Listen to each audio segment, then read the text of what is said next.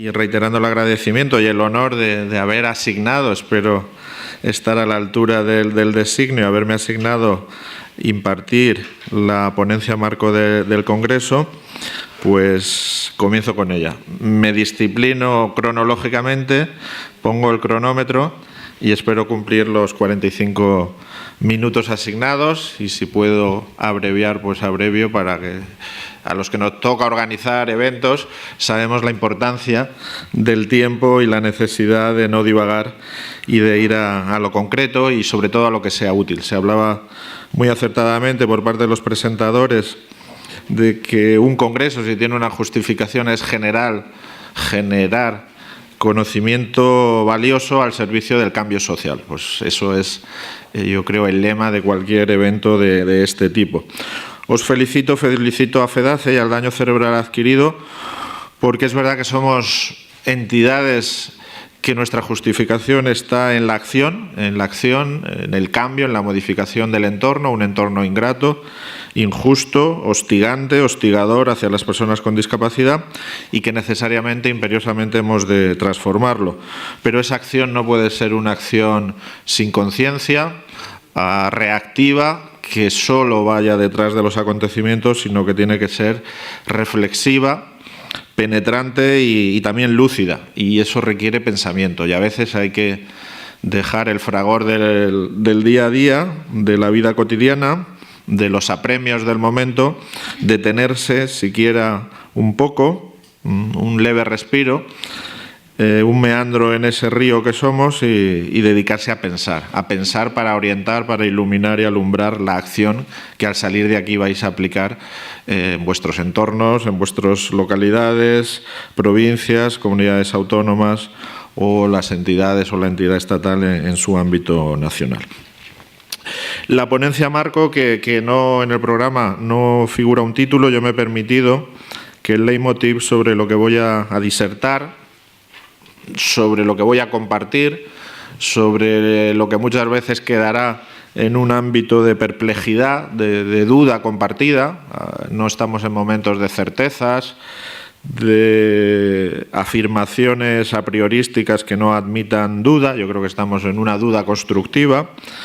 La he titulado El activismo como motor de cambio personal y social, reinventando el movimiento social de la discapacidad. Voy a hablar de movimiento social de la discapacidad. Al final, si me lo permitís y con toda prudencia y modestia, lo intentaré focalizar sobre el daño cerebral adquirido, pero mi competencia, mi desempeño es en una visión generalista de la discapacidad, y sería muy osado por mi parte, muy equivocado, intentar decir al daño cerebral adquirido lo que tiene que ser, que será lo que soberanamente decidáis las organizaciones representativas, ¿no? Pero bueno, creo que con la mejor buena voluntad, algo de la experiencia de la globalidad de todo el sector de la discapacidad, luces y sombras, aciertos y fracasos, superávit y déficit, se podría aplicar a un movimiento más joven, más vivaz, más en construcción, como es el de daño cerebral adquirido.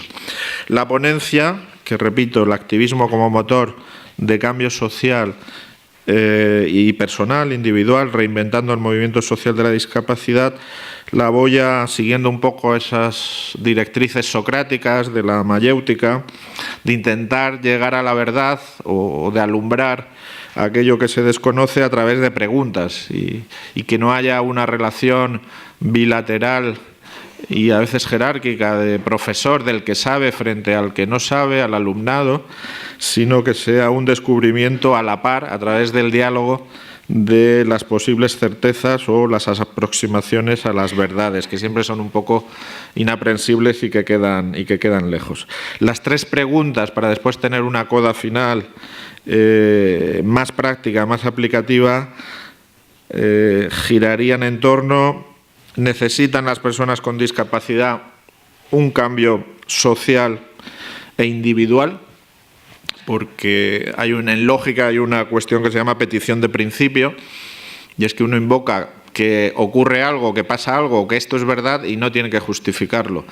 Yo creo que es evidente, que es obvio, que es una perogrullada, que las personas con discapacidad necesitamos un cambio individual y social, pero debemos justificarlo mínimamente, porque si no parece que es solo una afirmación gratuita que hacemos. La segunda pregunta sería: ¿en qué ha de consistir ese cambio? ¿Qué dirección, qué ruta debe tomar? ¿Hacia dónde debe enderezarse o encaminarse el cambio que habremos acreditado que las personas con discapacidad? Siempre que hable con personas con discapacidad me referiré a su ámbito inmediato, que son las familias, y en el daño cerebral adquirido, pues la presencia de la familia, la omnipresencia de la familia es indiscutible y es una riqueza más de vuestro movimiento. La tercera y última pregunta sería: ¿quiénes han de promover, precipitar, protagonizar ese cambio social? Yo tengo mi respuesta clara y es una convicción de vida, y por eso milito en un movimiento social y no es que me lo hayan ofrecido, pero no estoy en política, no soy un funcionario, sino que creo que desde la sociedad civil organizada es lo más útil, lo más valioso, lo más inmediato para precipitar, generar ese cambio social. Y al final daré unas ideas, a veces apreciaciones, consideraciones desde mi experiencia vital, profesional, político-cívica, de cómo deberían ser o cómo deberíamos afrontar la reinvención de las organizaciones sociales, que somos entes vivos, evolutivos, que no podemos detenernos y cristalizar en algo que sea estático, y en un mundo tan cambiante, tan vertiginosamente en transformación, necesariamente las organizaciones debemos mutar, debemos migrar y debemos ser lo más útiles posibles a la base social a la que decimos representar, y que si actuamos y acertamos, verdaderamente representaremos. No basta la invocación de que representamos, sino la acreditación de que nuestra representación se traduce en mejora de sus condiciones de vida y ciudadanía. Primera pregunta: ¿necesitan las personas con discapacidad un cambio? Desde luego, lo decía antes, obviedad, perogrullo, se impone. Pero ¿de qué hablamos cuando hablamos de discapacidad? Algunas grandes magnitudes. Presumo que muchos de vosotros y vosotras estáis imbuidos, inmersos en el daño cerebral, que es una parte de algo mayor en número, mayor en realidad, y yo quiero saber el contexto en el que estáis. En España, más de 4 millones de personas, sería una primera aproximación cuantitativa, 12 millones con las familias. Ahora que se acercan tiempos electorales, en Andalucía dentro de nada, en España en mayo seguro, si no antes, porque puede haber algún tipo de adelanto electoral, es bueno recordar que es verdad que somos una minoría discreta, aislada, invisible, invisibilizada, que no estamos en las primeras planas ni en las letras más capitulares de los medios, ni en los focos que más luz proyectan, pero somos 4 millones de personas, y si contamos a las familias, pues somos 12, y eso es casi un cuarto de la población total española que votan. Por eso me refería a la conexión con los partidos políticos.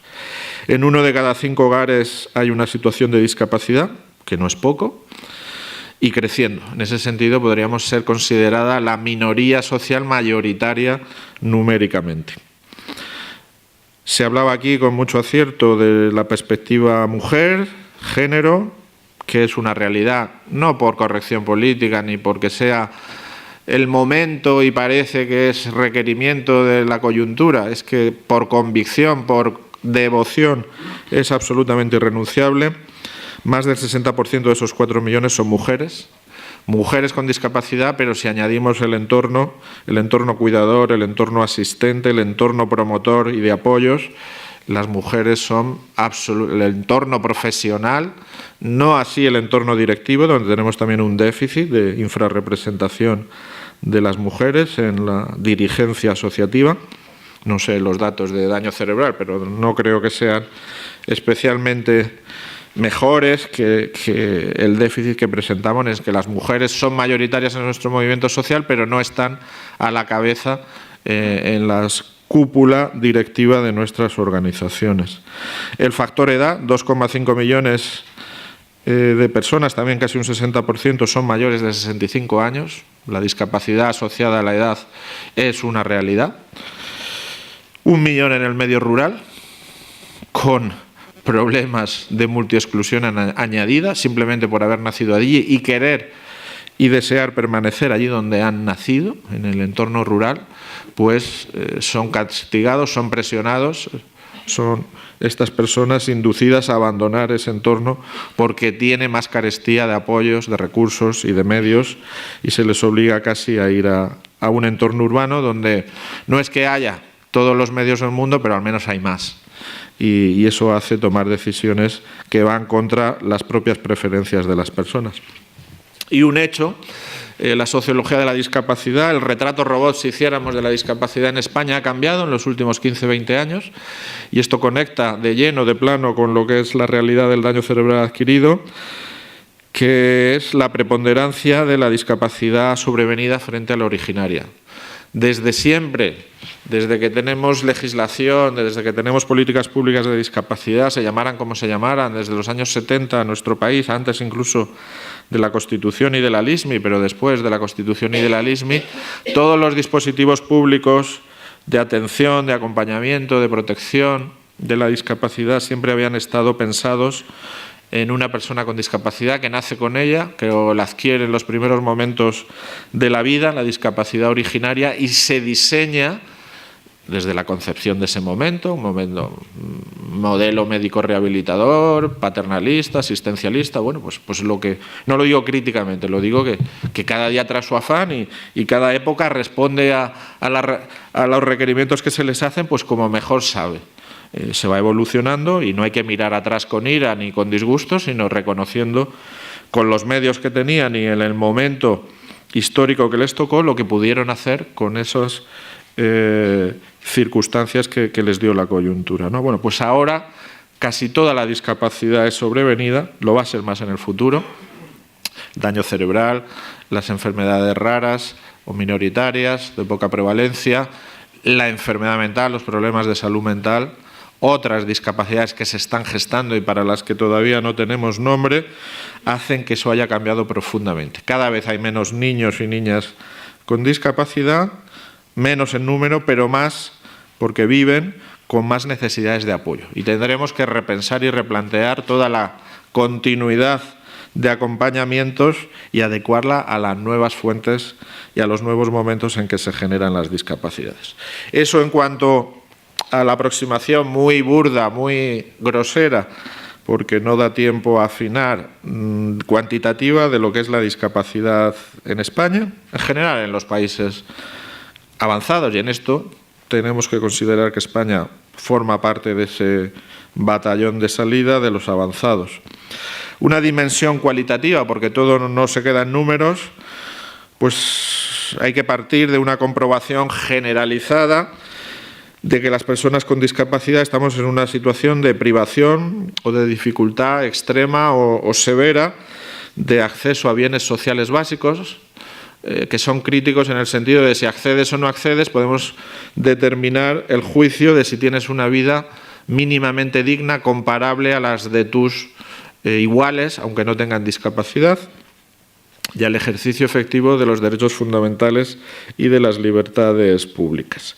Aquí podemos dar también algunos datos que afirman y aseveran estas aseveraciones, estas tesis que estoy diciendo. Las personas con discapacidad somos un tercio, un 33% más pobres en general que las personas sin discapacidad, que la media de riqueza o de acceso a bienes sociales básicos del país, de la comunidad en la que vivamos o a la que pertenezcamos. Por razón de discapacidad somos más pobres, menos capacidad de renta, y a la vez, que esto es una ironía, somos un 33%, generamos o soportamos un 33% más de gastos, otro tercio más. Comprar, adquirir, tener los mismos bienes y servicios que gozan los demás, las demás personas sin discapacidad, nos cuesta un 33% más, porque requerimos a veces servicios específicos en una mayor intensidad o en una mayor rareza y por tanto su precio es mayor, no están generalizados, no son de producción automática para grandes masas, y eso encarece. O están más lejos o se requieren terapias, atenciones, apoyos que son más caros por su especialidad, por su cualificación.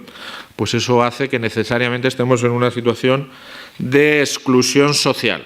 Habrá personas con discapacidad que se salven por su renta, por su cualificación, por su salario, porque pertenecen a clases altas, pero en general las personas con discapacidad, se tome el índice de desarrollo humano, de inclusión social, de acceso a bienes considerados básicos, el índice o el medidor, la métrica que adoptemos, las personas con discapacidad estamos en peores condiciones de vida y de ciudadanía que el resto. La discapacidad en ese sentido no es neutra, tiene efectos y efectos excluyentes y castiga, nos castiga sin tener culpa. Normalmente los dispositivos penales o punitivos se hacen para castigar al que ha infringido algo. En nuestro caso no hemos infringido nada, solo somos distintos. La vida, la naturaleza, las circunstancias nos han colocado en una posición de diversidad, en un margen, en una cierta periferia. No tenemos culpa de ello, pero eso se cobra, se nos pasa una factura en exclusión, en marginación, en discriminación, en menos posibilidades de desarrollar nuestros proyectos de vida. Conclusión a esta primera pregunta. Estamos en una situación sistémica, sistemática, estructural y permanente de exclusión social. Bueno, pues esto podrá ser discutido o no, ahora no sé si quedan administraciones, pero creo que lo avala la investigación sociológica, los estudios, cualquier investigación social, jurídica, política, filosófica, antropológica incluso, nos coloca en una situación de exclusión. Segunda pregunta. Estamos en una situación de exclusión, necesitamos cambio social que altere esas circunstancias, esas condiciones de partida. ¿En qué ha de consistir ese cambio? Pues yo creo que aquí pasa por una revolución que en parte ya se ha producido, y hablo con conocimiento de causa y no apelando a palabras mayores retóricas, sino que creo que es revolucionario el efecto que se ha producido en los últimos años y que es una aportación valiosa que hacemos desde una periferia social, como somos las personas con discapacidad y sus familias, a la mejora colectiva. O sea, también podemos aportar, no estamos solo en condiciones de extender la mano para recibir. Y es que hemos dicho, y esta es la revolución doctrinal, filosófica, que después tiene efectos jurídicos y políticos y legislativos, y es que la discapacidad no es algo, como se ha considerado a lo largo de la historia, casi por siempre, desde el principio de los tiempos, algo lamentable, algo digno de, en su caso, conmiseración, algo no deseable, sino que tenemos que afirmarnos como una parte valiosa, digna, respetada, y tenemos que hacernos respetar, y por tanto seremos respetables, de la diversidad humana, que tenemos dignidad inherente y que pertenecemos a una comunidad que tiene que acogernos no con tolerancia, no con paternalismo, no, bueno, bastante tienen con lo que les pasa, sino como unos miembros valiosos de la familia humana que la completamos, la ampliamos y la robustecemos. Esto es filosofía, se dirá. Siento que en un congreso donde hay tantas personas que sufren los efectos de esta exclusión, tantos profesionales que tienen problemas agudísimos en el día a día, que se les venga a hablar de filosofía, pero de verdad creedme que la filosofía, las ideas, es lo que mueve el mundo. Y como no tengamos filosofía, ideas fuertes, arraigadas y profundamente convencidos, que sepamos defenderlas, argumentarlas y persuadir a otros, no vamos a cambiar ese mundo por más razón material o fáctica que tengamos. Por tanto, pensar no es nada ocioso, no huelga, sino que siempre toda nuestra acción social ha de estar basada en ideas poderosas, en ideas sugestivas, en ideas persuasivas, que se trasladen a otros, que hagamos apostolado y que convenzamos a los que todavía no nos conocen y no han conocido nuestro, entre comillas, evangelio. Evangelio, recordad, que significa buena nueva, buena noticia. Pues tenemos también buenas noticias que dar. ¿En qué ha de consistir ese cambio? Derechos humanos. somos miembros valiosos de la familia humana, tenemos los mismos derechos humanos que los demás, no tenemos derechos humanos especiales. El único abordaje admisible para encarar la situación de discapacidad es la protección, la promoción y el aseguramiento de los derechos humanos, porque aunque los tenemos no llegamos a ellos. Están proclamados en los textos internacionales, europeos, nacionales, autonómicos, pero muchas veces se quedan en papel mojado, en declaraciones retóricas y no en apremios efectivos, prácticos, que se conviertan en realidades tangibles.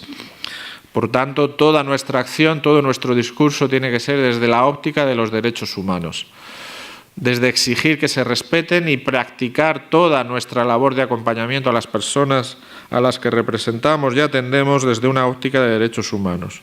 Esto es fácil de decir, pero no es fácil de hacer, y nos encontraremos con contradicciones internas que tenemos que superar, pero no podemos renunciar a ellas. No podemos exigir que se nos aplique derechos humanos hacia afuera, como la ley de ayer, el que se reconozca el derecho de voto a todas las personas, que era una infamia, una anomalía, el que eso siguiera 40 años después de tener una constitución democrática, pero también tenemos que aplicar el enfoque de derechos humanos a nuestros dispositivos, a lo que hacemos en el día a día, a ver si estamos aplicando o no un enfoque que respete y que haga suyos y practique y despliegue la visión de derechos humanos. Y desde luego la inclusión social. Es una palabra que puede parecer de moda, que es solo una cuestión terminológica. Antes se hablaba de integración, ahora es inclusión.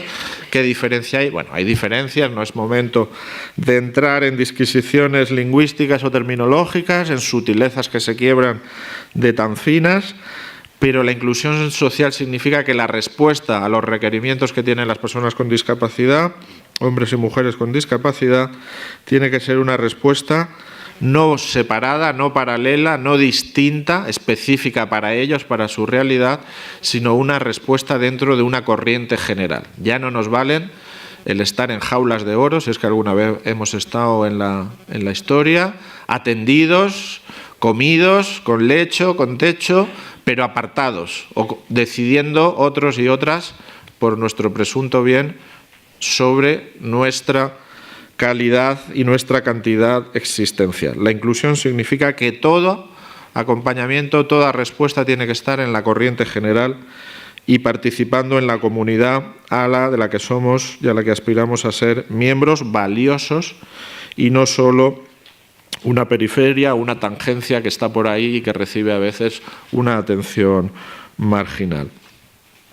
Y ese cambio, insistiré ahora ya abordando la tercera pregunta, ¿quién ha de protagonizar ese cambio? Y aquí surge el activismo y la propia justificación de que haya organizaciones sociales, organizaciones de personas, organizaciones de familias, con la contribución de los profesionales, inapreciable, de los voluntarios, de las personas que suscitan nuestra simpatía, o sea, que son o que tienen una respuesta de simpatía, de adhesión, de buena fe, benevolente hacia lo que somos y lo que significamos, aunque no tengan una persona con discapacidad o no sean persona con discapacidad. Yo creo que ese camino, ese cambio que debemos protagonizar, tiene que partir de las propias personas con discapacidad. Porque a esta tercera pregunta de quién debe protagonizar el cambio que necesitamos en los términos y bajo los parámetros que hemos dicho que debe producirse, debe desplegarse ese cambio, podría haber varias respuestas y son todas legítimas, intelectual, políticamente, desde un enfoque moral. Podría ser la sociedad. El modelo social de entender la discapacidad nos dice que el problema no está en la persona, que la persona no debe corregirse a sí misma, que era la visión de otros modelos médicos, rehabilitadores, decir, no, tú tienes un problema, estás apartado del canon de normalidad, te toca a ti rehabilitarte para llegar a los estándares de normalidad que la sociedad acepta.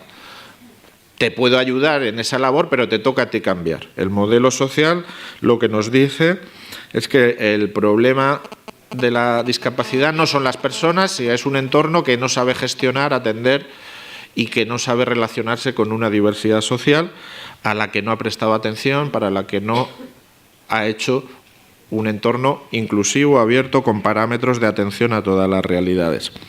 Pero invocar que la sociedad es la responsable de nuestra inclusión, de nuestro grado de protección, de nuestra participación, del aseguramiento de nuestras condiciones de vida, es verdad, pero también a veces se quedaría en una mera expresión de voluntarismo. La sociedad es una cosa difusa y confusa y que solo invocarla no nos va a sacar, dicho castizamente, las castañas del fuego, aunque sea así filosóficamente. Inmediatamente la representación por antonomasia, la encarnación de esa cosa que es la sociedad, pues son los poderes públicos y las autoridades, que desde luego en una sociedad democrática avanzada deberían ser, de hecho son legalmente, están compelidos a dar respuesta, a garantizar unos mínimos vitales de dignidad para todos los miembros de su comunidad. Pero sabemos, y es una triste comprobación, que los poderes públicos llegan tarde, mal y a veces nunca a nuestros problemas, y que también, dicho con un refrán castellano, el que espera, desespera. No podemos cejar en exigir permanentemente, lo diré más adelante, con energía, con vigor, con beligerancia cuando sea necesario, con presión, estamos en un Estado de Derecho, y cualquier forma que no sea violenta de manifestación de nuestras expectativas, de nuestras necesidades y demandas, tiene que ser admisible y no puede ser descartable, pero esperaríamos vanamente si pasivamente en nuestra casa las personas con daño cerebral, sus familias, esperaran que las administraciones, sin presión añadida, sin un movimiento asociativo que esté ahí permanentemente diciendo lo que hay que hacer, adelantándose, incluso asumiendo papel que no le corresponde, nos van a resolver la vida. Eso no es así. El buscarse la vida es cosa nuestra y tenemos que accionar a aquellos que están responsabilizados, pero que como no reciban esa lluvia fina, permanente, no van a actuar o no van a actuar con la intensidad que deseamos. Por tanto, somos, y esto también es muy importante, que lo interioricemos bien, que intelectualmente lo asumamos y después que lo pongamos en práctica, son las propias personas con discapacidad, siempre que digo personas y más en un sector como el de daño cerebral adquirido, también las familias, a título personal y colectivo, sociedad civil organizada, organizaciones representativas, entramado social, juntas somos más y mejores que por separado, aunque nunca hay que anular la acción individual. Lo micro y lo macro se pueden anudar, se pueden casar, pueden conectarse. Somos las que debemos protagonizar absolutamente este cambio que necesitan las personas con discapacidad. Las personas con discapacidad y sus familias debemos ser los agentes de nuestra propia inclusión. Se dirá, esto es injusto, bastante tengo yo con mi enfermedad, con mi patología, con mi lesión, ¿por qué me obligan a hacer algo añadido que no sea la mejor disposición para superarla, para adaptarme, para resilientemente adecuarme a la nueva realidad que me ha tocado vivir, a esta cosa que no esperaba y que de pronto me enfrento a ella, y ahora me dices que me convierta en político, que hable con políticos, que haga agenda, que presione, que sea presidenta de una entidad? Yo estoy superado, la familia está sobrepasada por lo que le ha ocurrido y me pides que haga más. Pues sí, os pedimos, y no soy yo el que está legitimado ni autorizado para pedir, la realidad es que nos pone en la situación. Ojalá llegue un momento en que todo nos venga dado, en que todo venga dado por añadidura, pero en este momento de la historia tenemos que hacer más de lo que nos corresponde, tenemos que organizarnos, tenemos que ser activistas en lo personal, activistas en lo general, crear entidades que nos superan, que nos sobrepasan a los meros individuos, personas y familias, y tenemos que actuar políticamente, es lo que nos ha tocado y es lo más útil y lo que más precipitará y acelerará ese cambio que necesitamos. La inclusión es esto no hablo siempre por lo que digo como CERMI, también aporto cosas personales.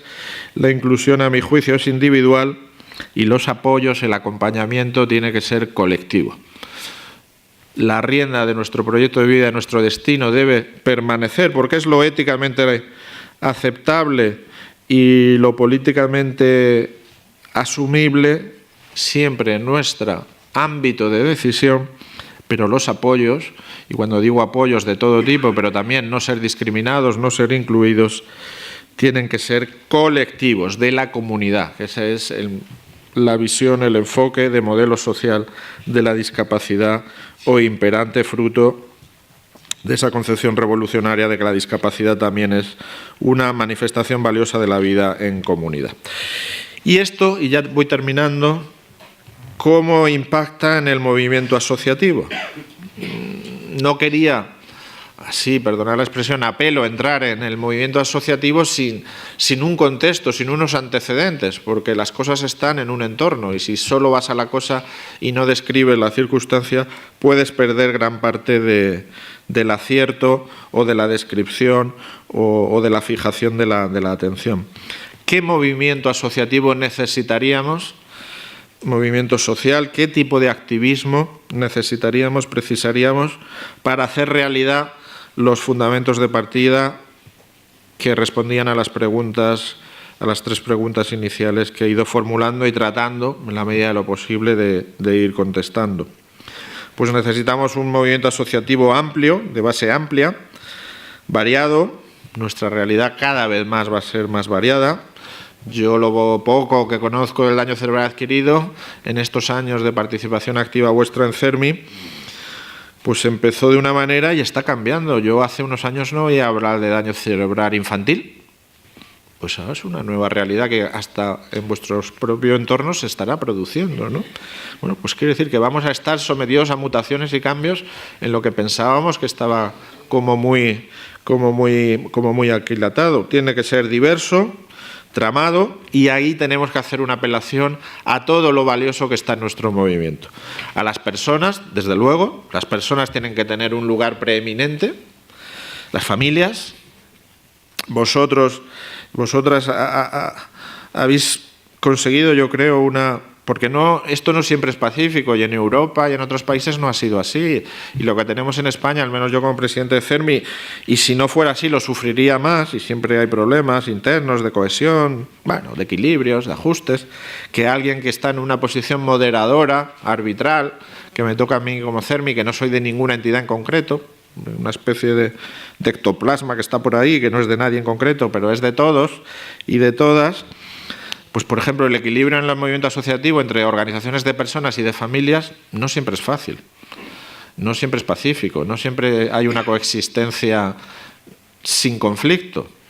Y yo creo que en España sí lo hemos conseguido. En el seno del CERMI hay entidades de familias exclusivamente y entidades de personas. Y entidades mixtas, mestizas, que tienen de todo. Bueno, yo creo que vosotros sois una de este tipo. Y algunas que están siendo de familias, imaginaros la discapacidad intelectual, cognitiva, mental, donde se está produciendo la mutación que ahora son las personas que antes estaban apoyadas, tuteladas, guiadas, pero representadas por las familias. Ahora se está produciendo el cambio de que se están emancipando políticamente y están tomando el poder las propias personas, que antes no se consideraba siquiera que pudieran tomar decisiones, que en todo caso se las podía atender, pero no podían decidir. Pues eso está ocurriendo en la realidad de nuestro movimiento asociativo. Pero también al voluntariado, a los profesionales, a la academia, a los que generan conciencia, conocimiento y discurso, las universidades, las sociedades científicas, etcétera. A todos esos debemos convocarlos con papeles y con estatutos definidos a ser parte de nuestro movimiento asociativo, variado, amplio, tramado, y que sea poliédrico de toda la realidad a la que nuestra discapacidad atañe. Tenemos que ser un movimiento atractivo, seductor para la base social. Yo creo que en esto hemos pecado. Yo soy presidente y tengo que presentar en las asambleas el balance de actividades, el balance de situación, las cuentas anuales, y sé de lo que hablo. Pero nuestro balance principal no es si he tenido pérdidas o ganancias, si he hecho una buena actividad de gestión de lo que hago, de lo que he decidido hacer, sino hemos ampliado la base social. ¿Somos más socios activos, participativos, comprometidos que hace un año? Eso apenas lo decimos en nuestros estudios de informes de actividad. Tenemos directores de captación de fondos, de desarrollo de negocio, nos parecemos a las empresas, que no está mal, pero captamos dinero, porque es imprescindible, pero captamos socios. Si yo no sé, el daño cerebral sí lo sé para toda la discapacidad, no lo sé para el daño cerebral, pero en toda la discapacidad apenas un 10% de las personas con discapacidad y sus familias pertenecen a una asociación. El 90% no está en el mundo asociativo, directamente, siendo socio, inscrito, pagando y participando, presentándose en su caso a las elecciones.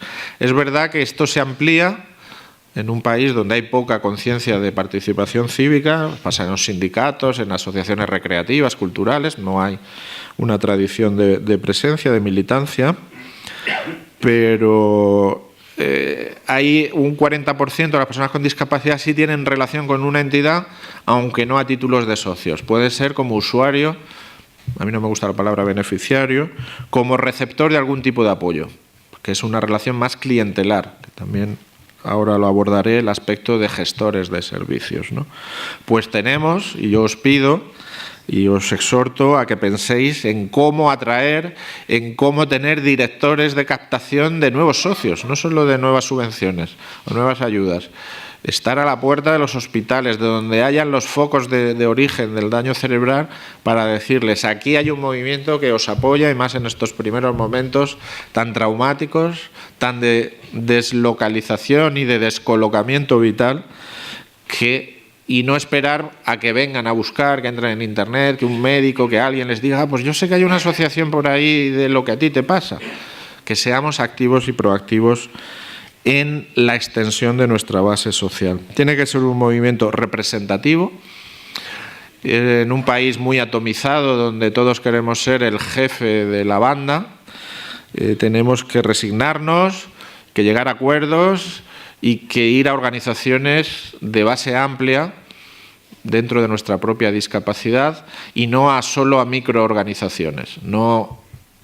La pluralidad, la universalidad está muy bien, pero debemos hacer esfuerzos de convergencia, de concentración, de ir a entidades flexibles pero amplias.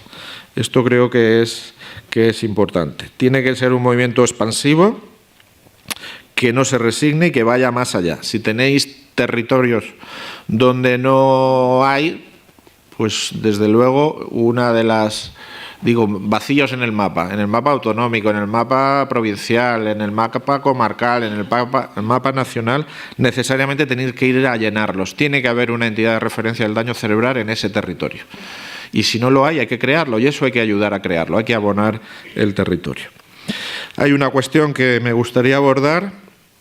Yo soy partidario acérrimo de que las organizaciones tienen que ser preferencialmente de dimensión política, reivindicativa y de derechos, y solo subsidiariamente de prestación de servicios. En nuestro país y en nuestro movimiento asociativo ahora mismo vivimos una dualidad, una situación no pacífica, donde se acumula lo representativo, lo reivindicativo con lo gestor.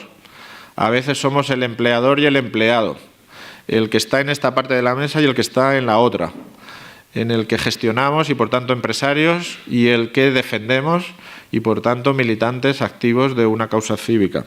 Y eso causa problemas. No digo de renunciar al aparato gestor, al dispositivo de atención, pero en todo caso a poner siempre al frente la dimensión política, reivindicativa, de incidencia que cree y que ponga en práctica una agenda política del sector. Tenemos que tener un decálogo permanente, saber cuáles son las 10 cosas, digo 10 porque desde Moisés estamos con el decálogo, es un número redondo que está muy asentado y muy interiorizado en todo el imaginario colectivo y personal. Las 10 cosas básicas que en 5 minutos se las podemos decir al político de turno, al medio de comunicación. Tenemos que hacer una fuente de decantación, pero tenemos que no dispersarnos ni en llorar, venir llorados de casa, y en trasladar claramente, sintéticamente, con toda la fuerza y la vehemencia del mundo, aquello que necesitamos y eso se puede hacer en 10 mandamientos o en 10 peticiones. Tenemos, como decía antes, que ser exigentes, beligerantes cuando sea necesario. No porque nos den subvenciones tenemos que ser pastueños y acomodaticios y esto lo digo sobre todo en los ámbitos territoriales, en las comunidades autónomas, que hay una tentación de como te doy dinero, cuidadito con lo que haces, que entras o no entras, o puedes ser represaliado si eres muy crítico. Pues eso hay que abandonarlo. Desde luego no es tolerable en una democracia sana y avanzada. Pero también tenemos que ser a la vez propositivos, cooperativos y anticipatorios. Cooperativo quiero decir que tenemos, cuando una administración nos llama, necesariamente tenemos que estar, no hacer lo que nos diga, pero sí a dialogar. Y tenemos que ir siempre por delante con nuestra agenda. No esperar que la administración nos dé la respuesta, sino intentar que la administración nos compre nuestra propuesta. Y para que nos compre nuestra propuesta, tenemos que ir por delante con el papel escrito. Nunca vayamos con el papel en blanco.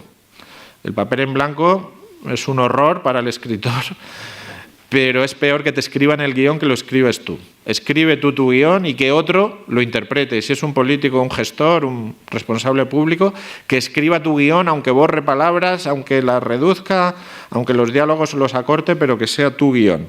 Es siempre dar una baza, ir por delante, el que seas la proposición, el guión lo hayas escrito tú. Tenemos que ser, y sí que voy acabando ya, un movimiento transparente, comprometido y en el máximo umbral ético de exigencia, de autoexigencia. No podemos pedir los políticos a los partidos que sean ursulinas, hermanas de la caridad, y dentro de los movimientos sociales, dentro de nuestra parte mínima de poder, de dinero, de lo poco que gestionamos, pero somos parte del poder social, aunque sea en expresión muy reducida, que no tengamos comportamientos éticos que incluye transparencia, rendición de cuentas, compromiso social, responsabilidad más allá de lo que con nuestro entorno, responsabilidad medioambiental, responsabilidad social, etcétera. El tema de mujer, y no es por finalizar, no me da el tiempo, estamos teñidos, el rostro de la discapacidad en España es un rostro de mujer con discapacidad o de mujer cuidadora, asistente, que atiende. Y eso tiene necesariamente que verse en los órganos directivos, en las agendas políticas, en nuestra realidad, donde lo de género no es una cosa más, que está bien porque ahora toca de moda decirlo, sino que tiene que ser algo sustancial y sustantivo porque es el 60% de nuestra realidad. Tenemos que ser un movimiento que aporte valor, que acompañe activamente, que empodere, no sé si había dicho esta palabra famosa y tan empleada en los últimos tiempos, que le dé el poder, no es porque transfiera el poder, sino que a la persona la habilite, le enseñe, le adiestre a que use el poder que tiene. Eso significa empoderar, que no sustituya, sino que promueva. Y yo creo, y ya sí que acabo, que el daño cerebral adquirido, estáis en una coyuntura favorable, que tenéis mucho que innovar, que no habéis adquirido malos hábitos como organización. Cuando digo malos hábitos no es una crítica de fondo, sino organizaciones más antiguas que cogen inercias, que tienen más resistencia al cambio, que se encuentran cómodas con lo que han conseguido después de 50, 60, 70 años muy difíciles, de desiertos donde han partido. Vosotros estáis en una posición, yo creo, más jóvenes, más flexible, más plástica, hablando de cuestiones cerebrales, ¿no?, que se puede adaptar mejor a la realidad, más propensa al cambio y a captar oportunidades que están ahí. El mundo no solo son fatalismos, sino que también hay muchas oportunidades que hay que saber coger y dirigir. Pues aprovechar esa coyuntura favorable. Yo creo que es vuestro momento, pues estáis en un momento especialmente no dulce de que no tengáis problemas, sino que los astros se pueden conjurar en vuestro favor y bueno, como decía aquel gran escritor alemán Goethe, el momento es tan bello, pues intentar coger el momento porque es vuestro y podéis aprovecharlo. Muchas gracias.